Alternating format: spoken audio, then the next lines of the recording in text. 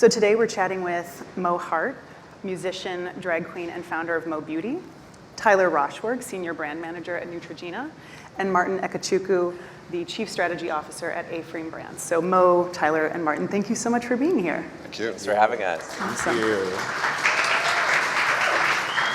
So to kick off our conversation, each of you are doing a lot of work to kind of shift this mainstream narrative on what beautiful, healthy skin looks like.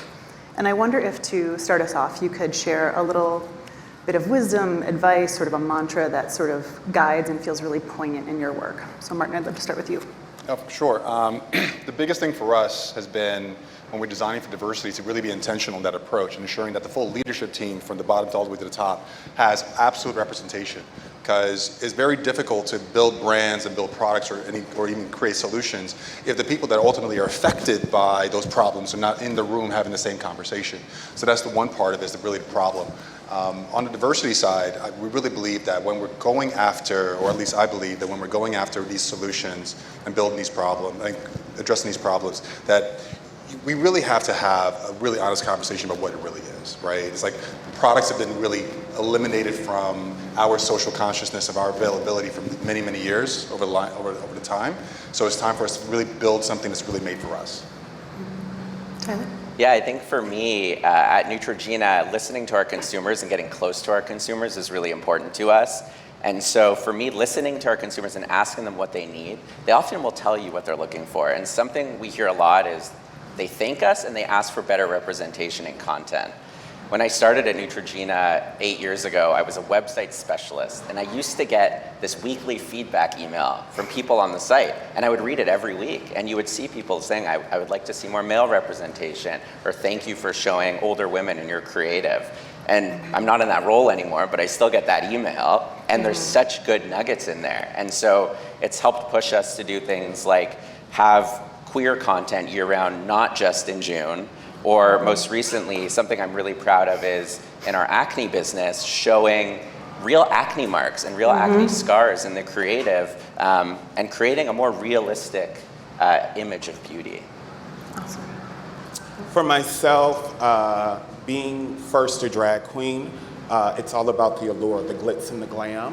But our face is a canvas, and a lot of times we put fabulous products on our face, but we don't take care of the skin underneath. And so a mantra of mine is, your skin tells the story of your journey, so let's create beautiful moments in the skin, because you only get one, right? And if you take care of it, it will what? Hold up with you forever. So taking care of it, as well as making sure that people feel empowered, like drag gives people the confidence to be themselves. So how can I take that confidence and put it into my products, the way the mom, the dad, the brother, the sister, the whoever, when they wear our products, they feel powerful, they feel beautiful. And that's, the fantasy of drag. So boom, taking it home and packaging it. So, yeah. I love that. So we're here in the Innovation Factory, and I'd love to kind of dig in a little bit more on how brands can innovate for the individual. When we launched our skincare category on healthline.com earlier in fall, one thing that we learned from our audience is that the majority of people really wanted to learn about products, devices, treatments that were made for them, thinking about them, their skin needs in mind. But more often than not, that was really hard to find. And Martin, you just said something really great about designing for diversity. And so I'd love to get your perspective on how can brands pursue that diversity first approach towards personalization for their customers? Well, I think I'm out. Oh. I think we have to kind of like ask ourselves, what's been the process and pathway thus far when it comes to designing for diversity? A lot of the times what's happened is that brands or companies will put a little bit of aloe in, a little bit of shea, and be like, boom, it's for black folks, you're good. And that's not the truth. There's cultural significance. There are particular products that are really great for some skin tones versus not. There's also an approach when it comes to saying, okay, maybe this particular ingredient is really great for moisture when it comes to people of color that we really have to include. And there's also conversations around education when it comes to that black doesn't crack. Trust me, black cracks all day. Mine doesn't, but everyone else does. I'm still good here. But it's also the conversation of saying, if we have myths in the space around people of color, for example, most people don't necessarily know that people of color have a 4 times greater mortality rate from melanoma. because we don't necessarily look at our skin and say, well, what's this bump here? Because like, well, no, it can't be melanoma, it can't be skin cancer. Or even when it comes to building products for children of color, there's always goes back to that whole add shea, add aloe, and you're done. But really, kids should never have to trial and error, or rather parents should not have to trial and error things on their kids as a result. So I think that the approach now is making sure that there's a heavy level of education towards everyone to ensure that, one, this product might be made for people of color, but it's good for everybody because everyone needs a level of moisture. So, yeah. Right. Tyler, what does that look like at Neutrogena? Yeah, one of the things we hear from consumers is that shopping for skincare is complicated. And so we developed some tech solutions to help make it easier for them and to find products personalized for their skin type. One of those products is Neutrogena Skin 360, which is a skin scanning app. And so the way it works is you go on your phone, download the app, scan your skin, and then it'll give you a skin assessment and also personalized recommendations about what products are right for you. And when we were looking at the product and looking at our brand purpose, which is to be a brand for all people with skin, we saw that historically algorithms, image algorithms and machine learning algorithms are biased towards darker skin tones and people of color. And so today we're excited to announce that we're partnering with Google to leverage the Monk skin tone scale to make Skin 360 more accurate and more personalized for people of color. That's awesome. And Mo, you started your beauty line, Mo Beauty, about 1.5 years ago. What got you into this space? For me, I would have to say, like, I've always wanted a skincare, beauty line, whatever, and because everything, at least that I've saw right now, was like heavy makeup, eyeshadow palettes, this, that, and the third, I said, let's go somewhere else. Skincare, because the youth right now are all about skincare right now. You know, it's maybe a little liner, maybe a little chapstick, and clear skin, right? So if we can take care of the skin, we're good. So for myself, you know, I grew up without my dad being in the house, and I didn't learn how to shave properly. And so because of that, the ingrown hairs, the hyperpigmentation because of scarring, like that really kind of left my face in this weird place. So for me, when I started my business, I said, I would like to get people who, for sure, I'm, you know, becoming a person of a particular age. So we need, you know, anti-wrinkle and moisture to keep it supple, but hyperpigmentation. I was like, let's make sure that, you know, after you shave, before you get into makeup or whatever, your skin's really irritated and it's really raw. So let's soothe that with some cucumber. You know, let's make sure if they are really, really oily that they're not shining through their makeup. So let's get something that's gonna, you know, cancel it out with calendula. It's a lovely flower, look it up, wonderful.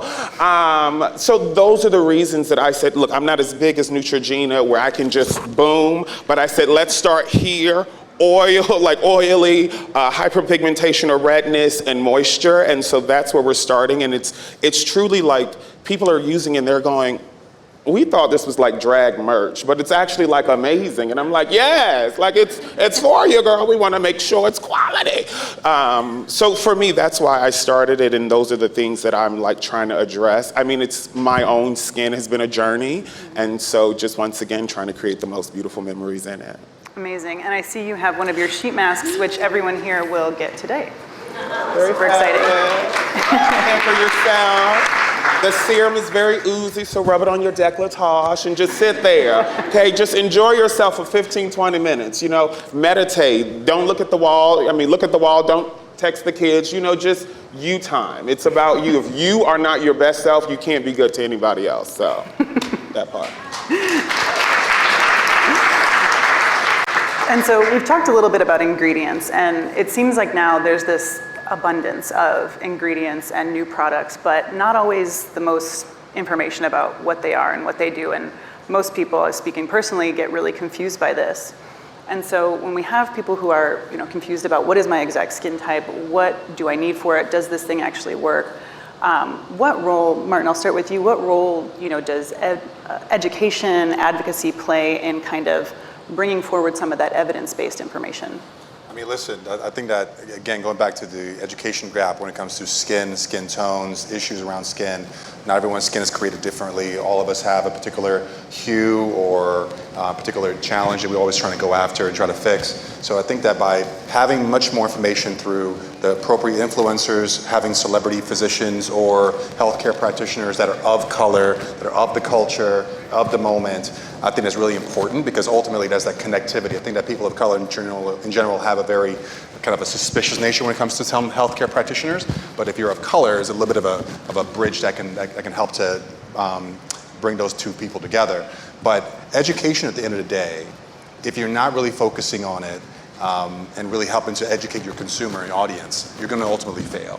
So when we started with Kinlo, with Naomi Osaka, and proudly with Gabrielle Union, Dwayne Wade, we really ensured that the consumer we're going after understood what the challenges were, what the gap existed, and ultimately how to solve it with the products we have there. So hopefully that kind of like three-step approach hopefully gets us to the right place. Right. And at Neutrogena, what does that look like, with Skin 360 and some of your other products? Yeah, we definitely hear from consumers that they're overwhelmed and confused by all the information that's out there. And when we were thinking about how to solve this, we kind of paused and we looked internally. We were like, we're part of the biggest healthcare company in the world, and we have some of the most incredible skincare formulators. They're chemists, right? These are people with PhDs who work in our labs day in, day out making our products. And we said, they're great in front of the camera. Like, let's put the camera on them. And what we did is we created a series called Skin U, or Skin University, and we create mini lectures that we put on TikTok. Some are as short as 15 seconds, some are on YouTube and as long as 10 minutes, like a deep dive into a specific ingredient, for example. And we're putting out this content. I think we have over 30 lectures to date, and we're seeing that people are watching the videos all the way through and they're looping them. So that's a really good sign of success for us, and it's one of the ways that we're educating consumers through essentially what we call edutainment. Yeah, that's nice. And you both touched on this a little bit, but about working with celebrities and influencers as spokespeople. And I'd be curious to hear from this entire group, like, how do you find that balance of bringing forward that cachet, that presence of the celebrity or the influencer, and really grounding it in evidence? Mo, it's hard personally because we all have our fabulous products that we love. And so to say, hey, like, this is another good product, try it out. I have a few friends and I'm still like, no, it's amazing. Like, really, really give it like a full 30 days and really, really tell your fans like how the benefits, what it's done for you, what the benefits are, and why you want to keep using it. I find that a lot of times, even for myself with other products, you send me a check, it's amazing, it's wonderful. How much was the check will determine how I really go on and on about it, you know what I mean? Because, baby, I don't care nothing about that. Pay me so I can go on about the next thing, but when it comes to your products, you're like, no, I will pay you, but can you actually like really, really? So that way, when your fans see you and say, oh, I saw you wearing that Mo Beauty face mask, what did it do? Girl, I was actually dry that day. It really like, oh, it works. Yes, that's what we want. So I find this hard balance of like trying to get them in to like believe in it, as well as like trying to like secure like, yes, you will be paid, but I kind of need you to like really like push it. And Martin, similarly at A-Frame, what does that look like with some of the celebrity-backed brands that you guys work with? I mean, listen, I'll say the quiet part out loud that for most brands, not every influencer or celebrity is influential, right? That's just the truth. There's a connection, there's a trust and authenticity. And actually, me saying trust and authenticity, get a little throw up in my mouth just now. That's a cliche term that really irritates me, but it's true. There's a certain level of connectivity and emotional connectedness that the talent needs to have with the audience. But I always go back to like, what's the motivation for talent when it comes down to it? If it's the check, great, give them the check. But if it's going to be like building generational wealth, if it's actually about creating something that's really special, putting something in the market that really makes a difference, has a change element that's going to be part of it, that's a whole different conversation, right? There's a whole different deal structure, a whole different moment in time. There's a whole different intrinsic motivation conversation with the talent to ensure that they know why you're there. They know why you're talking about the brand. They know exactly why you should be talking about it in a particular way. The passion has to come through. Otherwise it falls flat and the audience ultimately will see that it's flat. They're like, okay, great, they're just getting a check and that's it. But that's really not what they want. Right, exactly. That's not what we want either. Exactly. And Tyler, Neutrogena, it's a household name. It's a brand that's been around for so long. What does that look like in terms of your spokespeople? Yeah, we've worked with a lot of incredible spokespeople over the years. We just celebrated 15 years with Jennifer Garner. Amazing. And celebrated with her iconic splash. We brought it back in a fun way. Kerry Washington is also a creative consultant and ambassador for Neutrogena. And I think like what Martin said, you have to find the intersection essentially of the celebrity's passion and your brand's purpose. And an example of this is with Kerry Washington. She's really passionate about the Black community in melanoma and how it's 4 times deadlier. And as a sun care brand, that's something that we care about a lot as well. What we ended up doing with Kerry is rooted in her skill in entertainment. We partnered with her production company, the Melanoma Research Foundation, and the American Academy of Dermatology, and we put out a film. The film's called In the Sun, and it's a 40-minute documentary film. We launched it at Tribeca, and it features 7 ordinary individuals who are facing extraordinary circumstances related to the sun and skin cancer. And one of the stories we tell in the film is about this incredible woman, Monique, who's from New York, and when she was a child had melanoma. And doctors said to her and her mother, that's nothing, you don't have to worry about it. And so it's tragic, and it's really important that we tell these stories. And I think that project is just the best example of how we could partner with our celebrity talent in a way that's not only meaningful, but really drives change. Yeah, exactly. Is there a place where we can see that documentary? Yeah, you can watch the film on YouTube. Awesome. Just search In the Sun. All right, I'll look it up. And going back to that authenticity and sort of having those conversations on social where it can be a pretty messy space. It can be an amazing vehicle for discovery and fun and connection, but it can also be a place that really proliferates a kind of toxic view of beauty, a very homogenous view of what healthy looks like, what good skin looks like.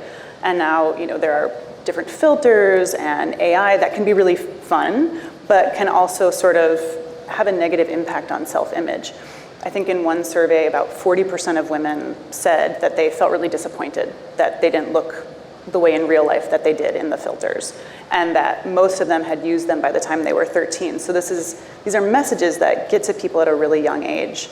And I wonder from each of your perspectives, what does it look like? How can brands kind of be in that space and share their information, but help to mitigate some of those negative impacts of sort of the idealized self?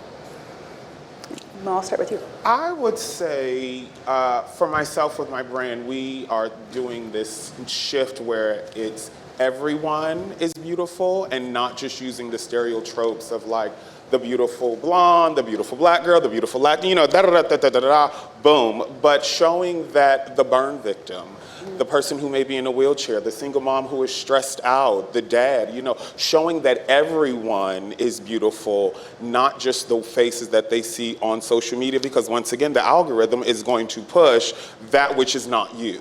So empowering people to go, I am Mo Beauty, like I am more beautiful, I am more confident, I am this, I am that. And to be perfectly honest, like you have to speak it to yourself. So even if you're taking a selfie, turn the filter off and look, yup, that's me. That's my real face. Wonderful. Okay, maybe it's showing that you need some moisturizer. Maybe it's showing, maybe you do. But you have to first affirm yourself here. And so that's what I've been doing with my brand. Like, my fans read me. I did a photo shoot with 2 lovely Latin men who look white, and they were like, why do all the Drag Race girls only hire white boys? And I said, but they're Latin, but the perception. So I said, for the next photo shoot, melanization everywhere, okay? Then they had nothing to say, and then someone, well, what about ableist people? So it's like showing, everybody wants to be seen, so I feel like we've seen the beautiful girl, the beautiful guy, the beautiful they, them. Let's see the everybody else, and showing them empowers them to, like, if you're not represented, represent. So very that. I love that. What about it? Yeah. I think we all have a responsibility in our personal lives on social media to set better norms for beauty, but also as marketers. Something I love is what CVS did. They have this Beauty Unaltered or a Beauty Mark program where it's very strict guidelines on what type of retouching is allowed on in-store imagery and on their website. And all the photos say Beauty Unaltered on them if they comply with the program. And at Neutrogena, we were a day one partner of that program, and we're proud of that work.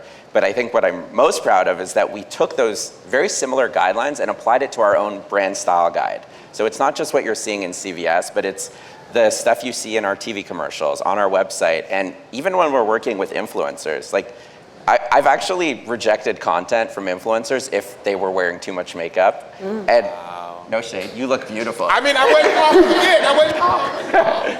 But in this case, It's a whole lot. they reshot the content, and because in that case it was a skincare product and it was about Right. hydration, and you want that to come Right. through. And so it's really on all of us to set the standard and make realistic beauty expectations. Right.